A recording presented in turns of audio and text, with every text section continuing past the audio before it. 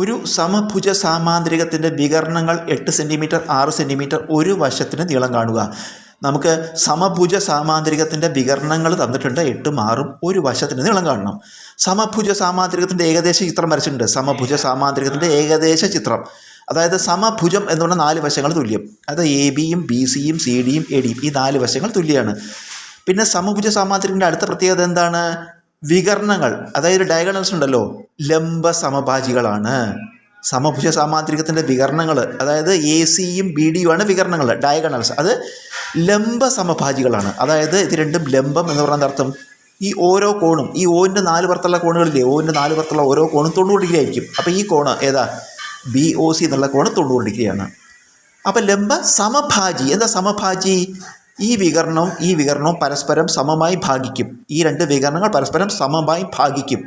അതായത് O D എന്നുള്ള ദൂരവും ഒ ബി എന്നുള്ള ദൂരവും തുല്യമായിരിക്കും. ഒ സി സമം ഒ എ ആയിരിക്കും. ഇപ്പം നമുക്കൊരു കാര്യം ചെയ്യാം. ഒ ബി സമം ഒ ഡി അല്ലേ, ഈ 2 തുല്യമാണ്. അതിൻ്റെ അർത്ഥം ഈ വികരണം ഒന്നിച്ച് D1 ആണെങ്കിൽ ഇവിടെ എന്ത് വരും? അതിൻ്റെ പകുതി വരും, കാരണം സമഭാഗം ചെയ്യുന്നു. അതുപോലെ ഈ വികരണം ഒന്നിച്ച് D2 ആണെങ്കിൽ ഈ ഭാഗം ഒ സി D2/2. അപ്പോൾ നമുക്ക് എന്ത് കിട്ടി? ഒ ബി എന്താ? D1/2. ഒ സി എന്താ? D2/2. ഇനി നോക്കൂ, ഇത് മട്ടത്രികോണാണ്. ഏതാ? O B C. കാരണം എന്താ? ഈ ഒയിലത്തെ കോൺ ബി ഒ സി എന്നുള്ള കോൺ 90 ഡിഗ്രിയാണ്. അതുകൊണ്ട് ബി ഒ സി മട്ടത്രികോണാണ്. നമുക്ക് ഈ വശം അതിൻ്റെ പാദം വരും. ഇത് മട്ടത്രികോണത്തിൻ്റെ പാദം, ഇത് മട്ടത്രികോണത്തിൻ്റെ ലംബം. നമുക്ക് കർണം കാണാം അല്ലേ? മട്ടത്രികോണത്തിൻ്റെ കർണം, അതായത് പൈത്തഗോറസ് സിദ്ധാന്ത പ്രകാരം കർണം കാണാൻ എന്താ സൂത്രവാക്യം? കർണം സമം റൂട്ട് ഓഫ് പാദം സ്ക്വയർ പ്ലസ് ലംബം സ്ക്വയർ. കർണം സമം റൂട്ട് ഓഫ് പാദം സ്ക്വയർ പ്ലസ് ലംബം സ്ക്വയർ. വില കൊടുക്കുക. കർണം എന്ന് പറയുന്നത് ബി സി ആണ്. അപ്പോൾ ബി സി സമം റൂട്ട് ഓഫ് പാദം എത്ര?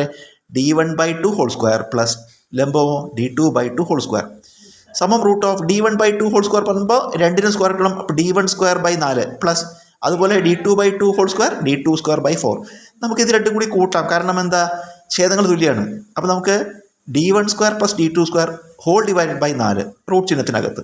ഇനി നമുക്ക് 4ൻ്റെ റൂട്ട് പുറത്തെടുക്കാം. 4ൻ്റെ, പക്ഷേ 4 ഛേദമാകും കൊണ്ട് നമ്മൾ എന്ത് എഴുതണം?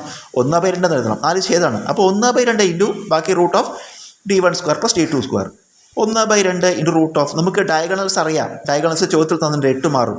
അപ്പോൾ root of 8² plus 6² 1/2 into root of 8ൻ്റെ സ്ക്വയർ 64 പ്ലസ് 6ൻ്റെ സ്ക്വയർ 36. 1/2 ഇൻറ്റു ഇത് കൂട്ടുമ്പോൾ റൂട്ട് ഓഫ് 100. 1/2 ഇൻറ്റു 100ൻ്റെ റൂട്ട് 10. 1/2 ഇൻറ്റു 10 പറയുമ്പോൾ എന്ത് വരും? 10/2. ഉത്തരം 5. എന്ത്? നമുക്ക് എന്താ കിട്ടിയത്? B C. എന്താ ബി സി? ഒരു വശം. നമുക്ക് എന്താ കാണേണ്ടത്? ഒരു വശ നീളം. ഉത്തരം കിട്ടി. എത്രയാണ്? 5 സെൻറ്റിമീറ്റർ.